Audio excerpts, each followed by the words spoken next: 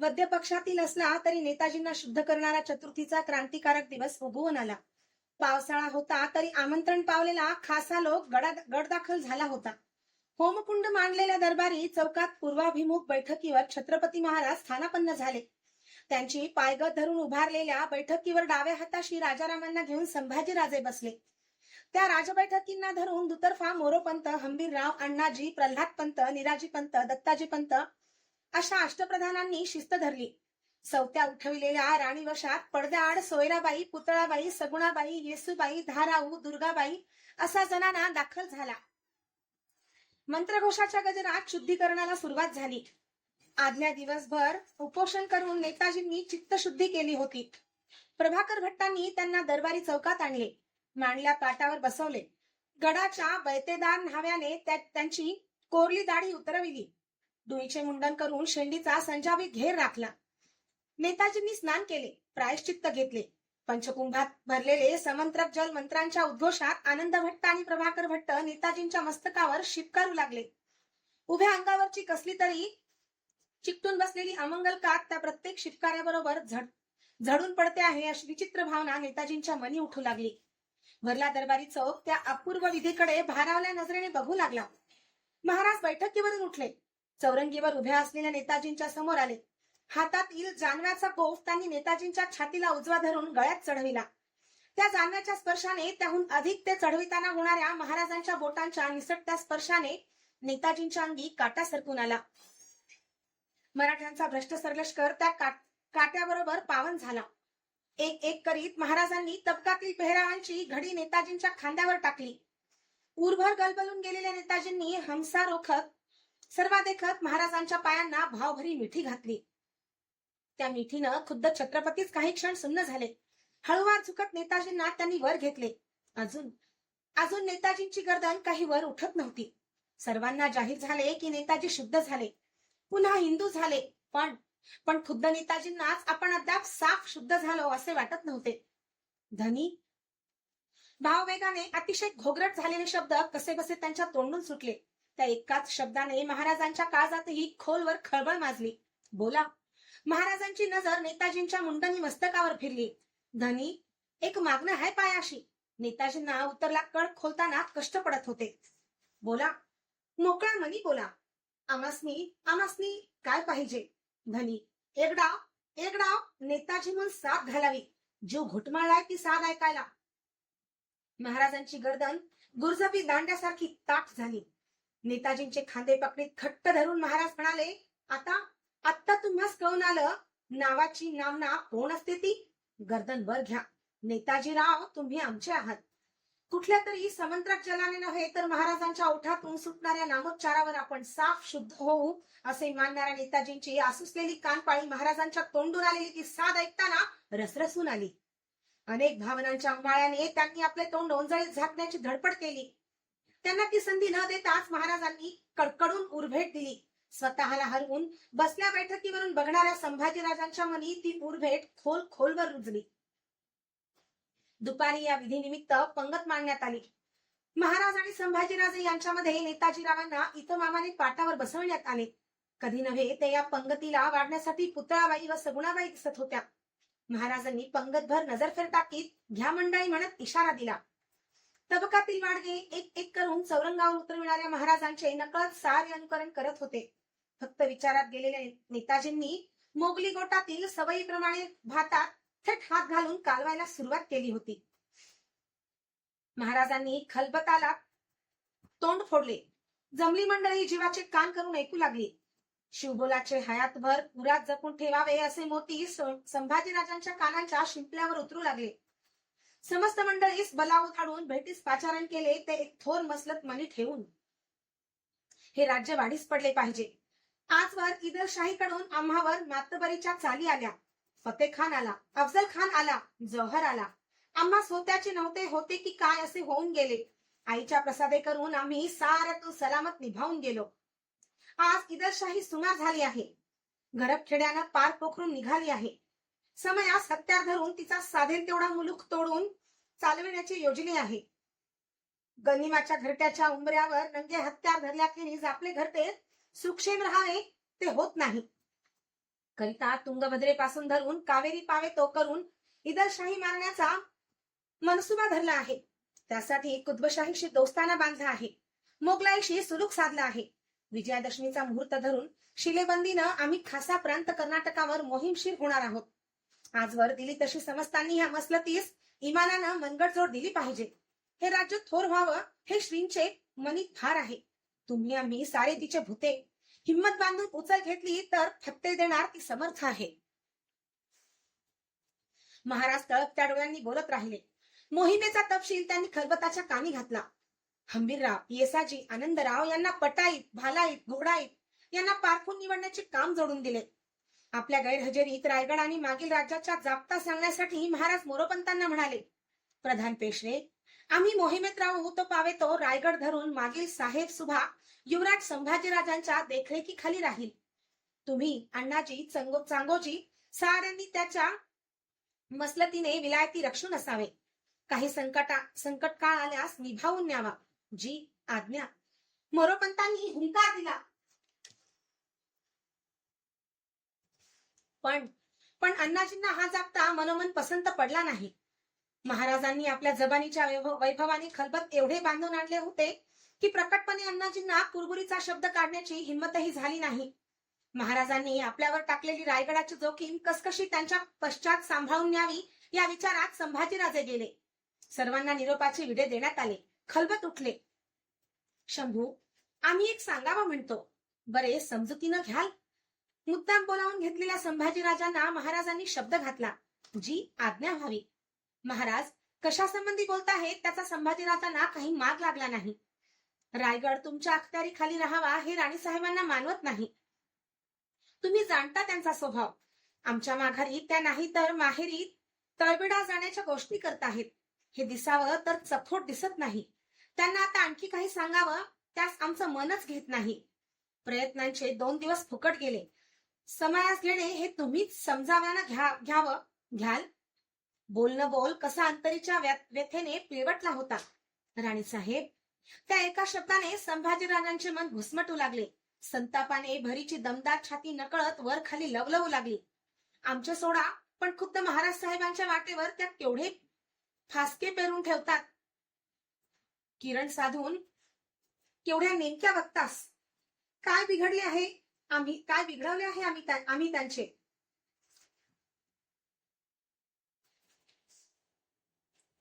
निमित्त आमचे होते घायाळ होतात महाराज साहेब. साऱ्यांना वाटते हे आम्हीच करीतो. आम्ही बेदील आहोत. ना आम्हाला त्यांना खुलेपणे जाब विचारता येतो, ना आबासाहेबांना त्यांच्या बाबतचा शब्द सांगता येतो. कसले युवराजपद हे. तोंडी तोबरा, पाठीवर कोरडा असे कुठवर सोसावे, का सोसावे हे युवराजपद आम्हीहून मागितले नाही. वडील म्हणून जन्माला आलो त्याने हे रिवाजाने चालत आले. मासाहेबांच्या नजरेत ते खुपते. अण्णाजींना हाताशी धरून त्या पायाच्या अंगठ्याने अशा गाठी घालतात की भल्या भल्यांना त्या हातांनी उकलू नयेत. त्यास या राजकारण म्हणतात. त्यांच्या जनानी राजकारणात आमच्या मनाचा पायपोस होतो. आबासाहेबांची कोंडणारी फरफट पडते. कशासाठी मुलाहिजा धरतात त्या राणीसाहेबांचा आबासाहेब. गुमान झाला. संभाजीराजांना गप्पच बघून महाराज थंडपणे म्हणाले, जी आबासाहेब, जी आबासाहेब देतील तो कौल आम्हास प्रसाद आहे. महाराजांना या ऐनवेळी कसलीच यातना देऊ नयेसे त्यांना वाटले. आम्हाला विश्वास होता तुम्ही हेच बोलाल. दसरा धरून आम्ही गड सोडणार आहोत. तुम्ही आमच्या संगतीच मांड घ्या. मुलुखाच्या सदरी पावे तो आम्हाला सोबत द्या. मग शृंगारपुरी पिलाजींच्याकडे ठाण व्हा. तिकडील प्रभानवल्लीचा आणि पन्हाळातर्फेचा सुभा आम्ही तुमच्या अखत्यारीत देणार आहोत. तो हरभातेनं आबादान रक्षून असा. केशव पंडित, उमाजी पंत तुमच्या दिमतीला राहतील. फडाच्या राप्त्यासाठी विश्वनाथ, खंडोजी बल्लाळ, परशुराम पंत, महादेव, यमाजी यांना संगती घ्या. पंडितांच्या सोबतीत तुम्हाला लाभलेल्या काव्यशक्तीच्या प्रसादाला चाल द्या. बोलते महाराज येसुबाई आणि शिर्क्यांची कुलदेवता भावेश्वरीच्या आठवणीने थांबले. एक अर्जी आहे. आज्ञा होईल तर पायाशी रुजू घालू. संभाजीराजांनी निर्धार बांधला. बोला. महाराजांचे डोळे त्यांच्या छातीवरच्या माळेवर जोडून पडले. या स्वारीत आम्ही जातीनिशी महाराज साहेबांच्या पाठीशी राहावे म्हणतो. रायगड आणि मागील जाप्ता एकसरीनं मासाहेबांच्या दस्तुरीखाली राहू द्यावा. आम्हीच आबासाहेबांच्या जोडीनं आलो तर सारे सवालच निकाले जातील. ते ऐकताना महाराज हसले. शंभू, हे मागणं तुम्ही घालणार हे केव्हाच आम्ही ताडून आहोत. हे राजकारण आहे, ते मनाच्या उमाळीवर नाही चालत. एकदा आग्र्यात तुम्ही आम्ही असे फसलो, हे गाठीशी असता पुन्हा तोच ढंग ठेवावा हे रास्त नाही. पूर्ण विचारांती आम्ही तुम्हाला प्रभानवल्लीचा सुभा सांगितला आहे. आमच्या एका तो आपला करून चालवा. जी आज्ञा. फक्त एक व्हावं, आम्हा सुपूर्द केलेल्या सुभ्यात मंत्रीगणांनी नजर देख घालू नये. तुमची इच्छा असेल तर तेही होईल, पण त्यांच्या ठाई कोणेविषयी आकस धरून तुमचे भागणारे नाही. आज उद्या याच लोकांच्या पाठबळानं तुम्हाला हर कदम टाकावं लागणार. डावे जाणाऱ्यास हिकमतीनं वळतं करावं लागतं. एक नेताजी पारखे झाले तर कोण घोर पडला आम्हास. आमच्या मनी कुणाबद्दल आकस नाही महाराज साहेब. डावे जाणाऱ्यांना आम्ही पड खाऊन वळतं केलंही असतं, पण नको तेव्हा पायी खोडे घालणाऱ्यांना काय करावं. सुख झालेल्या जाग करता येतं, बतावणी घेणाऱ्याचं काय करावं. आता थोर मनसुब्यानं आबासाहेब मोहीमशीर होत आहेत. मागील विचार त्यांनी करू नये. साहेबी दिली आज्ञा आम्हास शिरोधारी आहे. युवराज, वडिली दिली दौलत कोण पुरुषार्थाची. आम्हालाही साहेबी पुण्याच्या बरड जहागिरीवर नामजात केले. आम्ही त्यांचे काही मानले नाही. आम्ही मुलुखापरीस माणसे बांधित गेलो. मोरोपंत अण्णाची ही माणसे वकुबाची. तुम्हास त्यांची मर्जी धरता येत नाही. त्यांना तुमची हिंमतबाजी लागी पडत नाही. जीव टांगलेला पडतो तो आमचा. दर्याच्या बसकणीत जंजिरेकर हापशी दबा धरून आहे. आम्ही मुलुख पार बघून तो कोकण फाट्यांचा दावा साधेल काय. आज ना उद्या औरंगची हवस आमच्या राज्यावर चाल धरेल त्याचं काय. केवढी थोर राजकारण कार्य घालायची आहेत. त्यासाठी माणूस तेवढा एकवटून झुंपणं आहे. समर्थांनी दिलेला बोध हमेशा आमच्या कानी गुंजी घालतो. मराठा तितुका मिळवावा, महाराष्ट्र धर्म वाढवावा. तुम्हीही तो भूलू नये. ध्यानी ठेवावं की राजियांना सुद्धा प्रसंगी 2 घरे मागची चाल ठेवावी लागते. दौलतीचा शतरंज जोखमीनच खेळावा लागतो. हे राज्य आमचं नाही, तुमचं नाही, राणीसाहेबांचं नाही. हे श्रींचं, आईचं राज्य आहे. इमानाचे कैक जीव आजवर त्यासाठी खर्ची पडले आहेत. भोसला तेवढा या राज्याचा नेक भूत्या आहे. याचं भान सुटलं की तेढ पडते. राणीसाहेबांना तो पोच नाही. तुम्ही तरी तो सोडू नये. त्यांच्या मनी लालच पैदा झाली आहे. रामराजांना पुढं घालून त्या काही करू बघतात. आम्ही ते खूप पारखून आहोत. त्या गफलत करतात.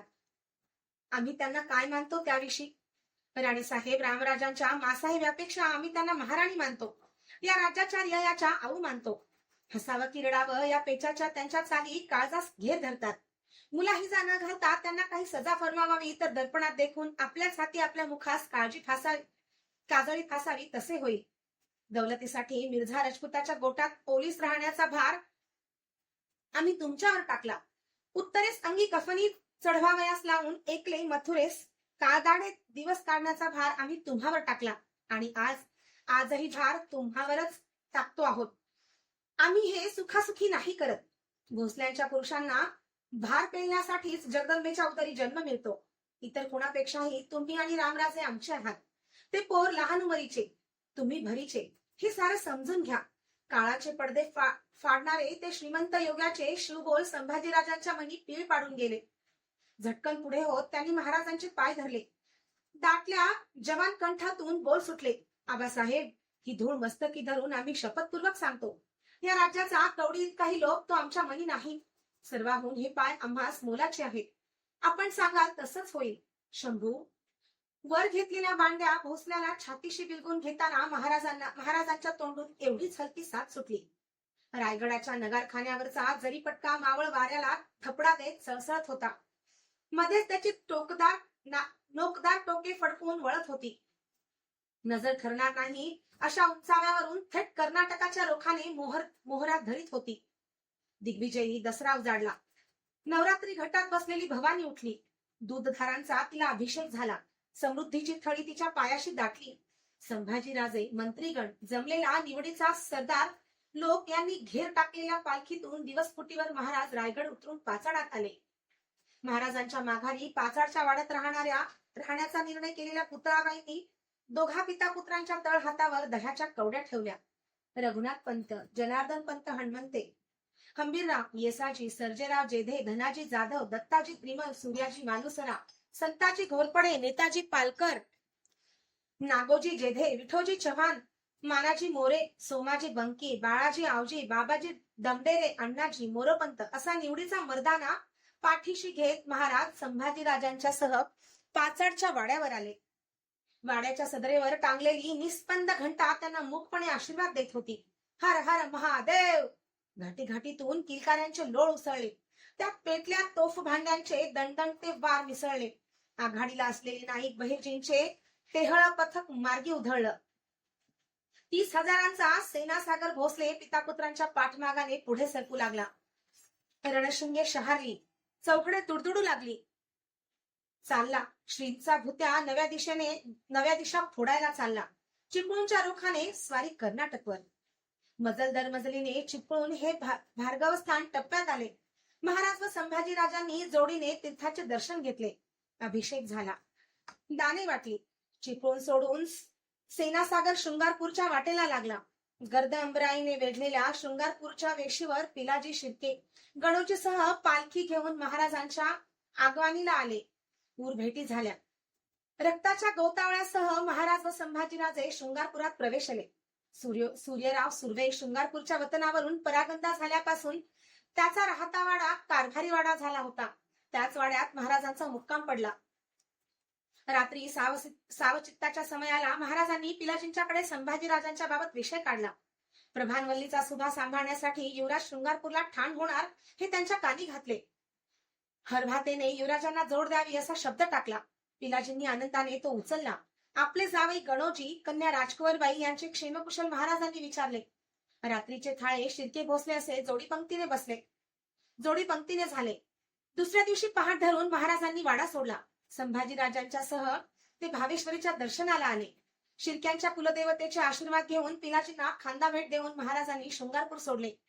पितापुत्र आंबा घाटाच्या रोखाने चालले. उन्हे चढू लागली. मोरोपंत अण्णाजी रायगडाकडे परतले.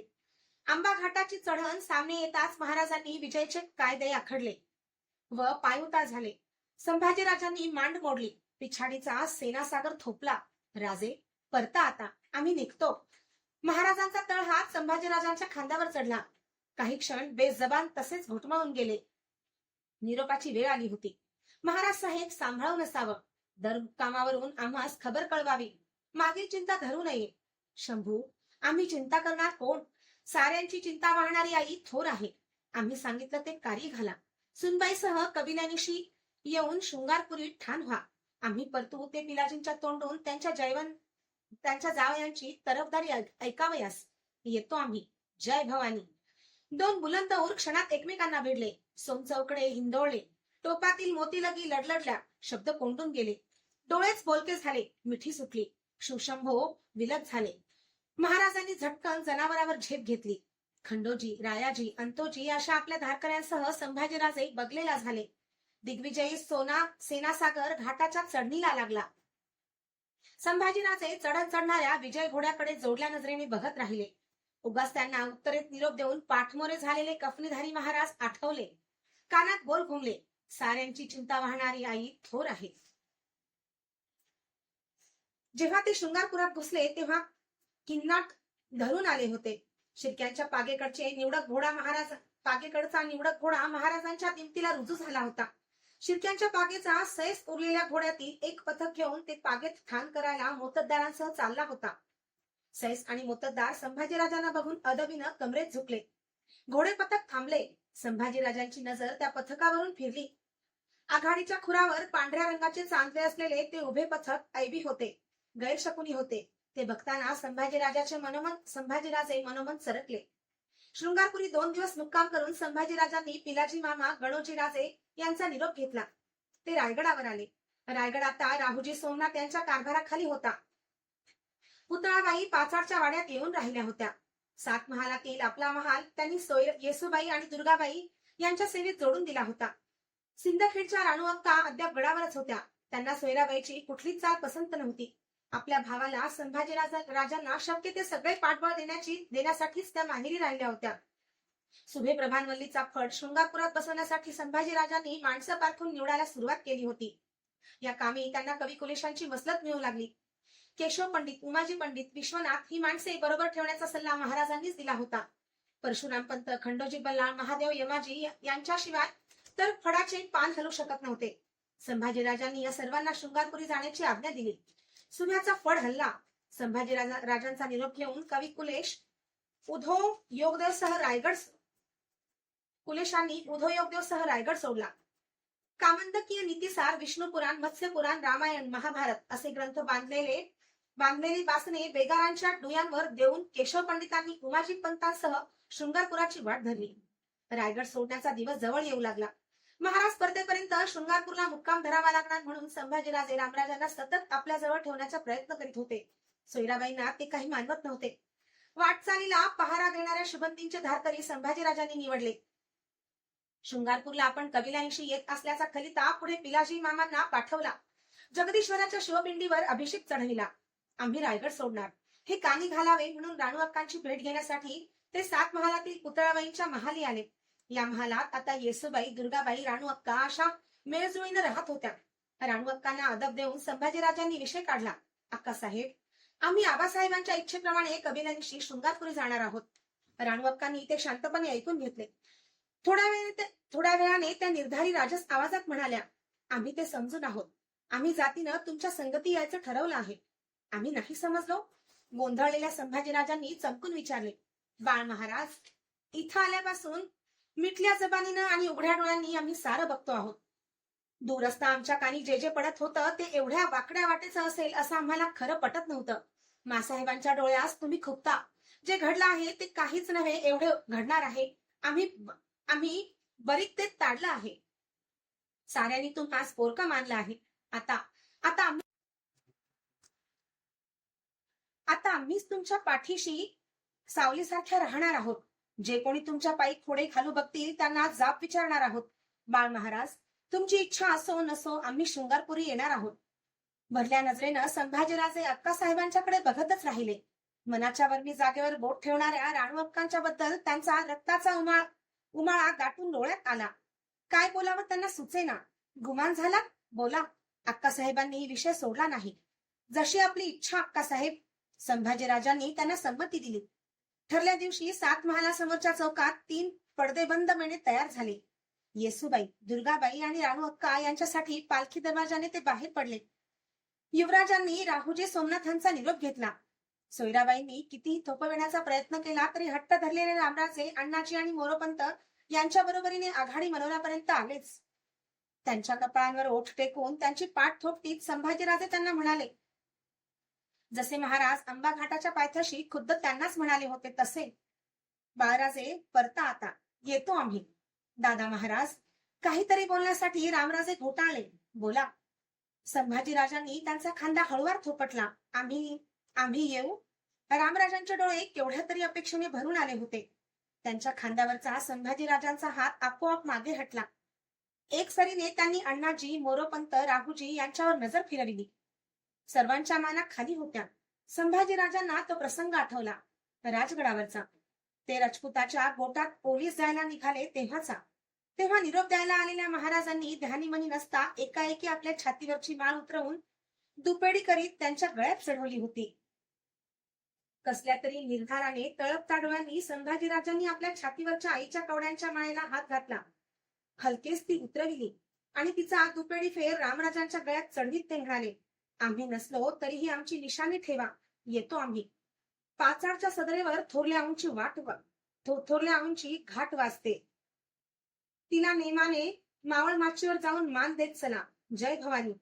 कुणाकडेही न बघता संभाजीराजे तडक रायगडच्या आघाडी मनोऱ्यांना पाठमोरे झाले. सहज म्हणून त्यांची नजर गंगासागर टाक्यावर फिरली. त्यावर ओळंबलेल्या आंब्याच्या वाकड्या फांदीवर अंग मुरवून बसलेला एक खंड्या पक्षी त्यांना दिसला. नुकतंच काहीतरी मटकावल्यासारखा तो आपली लांब चोच साफ करीत होता. गडाच्या उताराला लागलेल्या राजवेड्यांच्या मागून मावळी पायताणांची कुरकुर उठवीत काखोटीचे गाठोडे सावरीत चाललेल्या धारावचे पायताणांच्या कुरकुरीशी मेळ पडलेले मन स्वतःलाच विचारित होते, असं कशापायी होतंय आहे समद. शृंगारपुरात सुव्यांच्या वाड्यावर संभाजीराजांचा प्रभानवल्ली सुभ्याचा फड बसला. सुभ्याच्या अखत्यारीतले सरदार दरकदार सरंजामानीशी युवराजांच्या भेटीसाठी शृंगारपुरात येऊ लागले. हिवाळ्याच्या दाटल्या धुक्यात शृंगारपूर गजबजू लागले. पुरात संभाजीराजांनी धनुर्विद्येचा सराव घ्यायला सुरुवात केली. पुराच्या चौतर्फाने गर्दराने दाटलेली होती. त्या जागोजागी केंबळी झोपड्यांच्या वाड्या करून राहिलेले धनगर रानात वाघरू उठल्याची, काळ्या जनावरांची विदूस मांडल्याची खबर पुरात आणू लागले. गणोजी, खंडोजी बल्लाळ, रायाजी, अंतोजी असे पट्टीचे शिकार खेळ घेऊन संभाजीराजे रान काढू लागले. त्यांनी पाडलेली जनावरे बघायला पंचक्रोशीतल्या वाड्या मजऱ्यांती माणसे पुरात येऊ लागली. तीर कमान आणि ठेवणीच्या बंदुकीची निशाण मारल्यावर संभाजीराजांचा बेजोड हात बसला. एक शुभमुहूर्ती कुलदेवता भवानीला अभिषेक चढवून तिच्या आशीर्वादाने संभाजीराजांनी बुधभूषणम या काव्यग्रंथाला हात घातला. या काव्यग्रंथात विष्णू धर्मोत्तर पुराण, कामंतकीय नीतिसार, मत्स्य पुराण, महाभारत आदी ग्रंथातील श्लोक निवडून देवदेवतांची स्तुती, राजनीती, प्रकीर्ण नीती या विषयांवर चर्चा करायची होती. संभाजीराजांचा हा तर आवडीचा विषय होता. वाड्याच्या बैठकी दालनात लाकडी अडंग्यावर समोर पुराण ग्रंथ मांडून बैठक बेतलेल्या केशव पंडित, उमाजी पंडित, कवी कुलेश यांच्याशी संभाजीराजांची काव्यशास्त्राची बैठक बसली. धूपदानातून उठत फिरक्या घेत दालनाच्या छताकडे झेपावणाऱ्या धुराच्या गळ्यांवर अचानक नजर जोडलेले संभाजीराजे कशात तरी हरवल्यासारखे विचारगत झाले. हलकेच त्यांच्या पापण्यांची कवाडे मिटली गेली. आता चर्या आगळीच शांत सुंदर दिसू लागली. विघ्नहर्त्या श्री गजाननाची भाग करणारे बोल त्यांच्या ओठातून सहज उमटू लागले. उजव्या हाताशी बसलेले परशुराम पंत ते बोल शहामृग पिसाच्या टोकाने पकडून कागदावर रचू लागले. देवदानव कृत स्तुती भागम हेलया विजितदा पतनागम भक्त विघ्न हनने धृतरत्नम तम नमामि भवबालकरत्नम. देवदानवांच्या स्तुतीने संतुष्ट झालेल्या, दुष्टांचे गर्वहरण करणाऱ्या, भक्तांची विघ्ने वारणाऱ्या, रत्ने धारण करणाऱ्या शिवाच्या पुत्रा गणेशा, तुला माझे नमन असो. गणेश स्तवन केलेल्या शंभू राजांना आपल्या थोरल्या महाराज साहेबांचे, शहाजी राजांचे स्मरण झाले. त्यांचे हुबेहूब वर्णन करणारे घडीव गिरवाण बोल युवराजांच्या ओठातून सुटू लागले. वृषक बलान्वय सिंधू सुधाकर प्रथित कीर्त उदार पराक्रम अभवत अर्थकलासु विशारदो जगती शाह नृप क्षितिवासव. सिंधू सुधाकरासारखे प्रचंड बलशाली, कीर्तिवान, उदार, पराक्रमी व अर्थसंकलांमध्ये विशारद असे राजे शहाजी होऊन गेले. भोवतीचे पंडित कानांचे शिंपले टवकारून गिरदीला रेललेल्या मिटल्या डोळ्यांच्या संभाजीराजांना एकटक निरखू लागले. पाणवठ्यावरून बगळ्यांचे सफेद रांगच रांग तरंगत जावी तसे काही क्षण शांतपणे तरंगत गेले. आता मिटल्या डोळ्यांसमोर संभाजीराजांना आपल्या आबासाहेबांची अनेक स्वरूपे तलवारीच्या फिरत्या तळपत्या पात्यासारखी दिसू लागली. आग्र्याच्या भरल्या दरबारातून तख्ताला पाठ दावीत तरातर बाहेर पडणारे तोफ गोळ्यासारखे आबासाहेब सिंहासनासमोर तडक खडे होत बहादूरच्या मोगलाई वकिलाला चालते व्हा ची नगारखान्याकडे बोटाचा रोख देत जरब देणारे आबासाहेब, नावाची नामना तुम्हास आत्ता कळली नेताजीराव म्हणत पालकर काकांना अपार मायेनं उरभेट देणारे महाराज साहेब, थोरल्या आऊंच्या छत्रीवर सोनपाणी वाहून गुडघे टेकीत पायरीला नम्र भावे कपाळ भिडवणारे आबासाहेब, साताऱ्याच्या किल्ल्यावर बिछायतीला लेटून घाया झालेले असहाय आबासाहेब, वडिले जोडून दिली दौलत कोण पुरुषार्थाची असे शांतपणे सुनविणारे, जन्माने भोसला तेवढा आईचा नेक होत्या म्हणत आम्हास छातवानाला बिलकते घेणारे आबासाहेब. ती रूपे एकमेकात मिसळू लागली. डोळ्यात मावेनाशी झाली. महाराजांचे वर्णन करणारे नेमके शब्द संभाजीराजांना गवसेनासे झाले. नाकगड्डा चिमटीत धरताना त्यांच्या कपाळी आठ्याच आठ्या फुलल्या. त्यांना नकळत गर्दनीला झोल मिळाला. झोलाने त्यांच्या टोपातील मोतीबंद लढी डुलल्या आणि त्यावरून फडफडते झेपावल्यासारखे वाटावे असे शब्दांचे सोनेरी पक्षी उडाले. यस्य अनेक वसुंधरा परिव्रट प्रतुंग चुडामणे पुत्रत्वं समुपागत शिव इति ख्यातः पुराणे विभो. त्या शहाजी राजांना महामूर मुलुखाचे धनी असलेले, लोकांना डोंगरासारखे उत्तुंग म्होरके वाटणारे, पुराणातील पुरुष श्रेष्ठ शिवासारखे राजे शिवाजी हे पुत्रश्रेष्ठ झाले.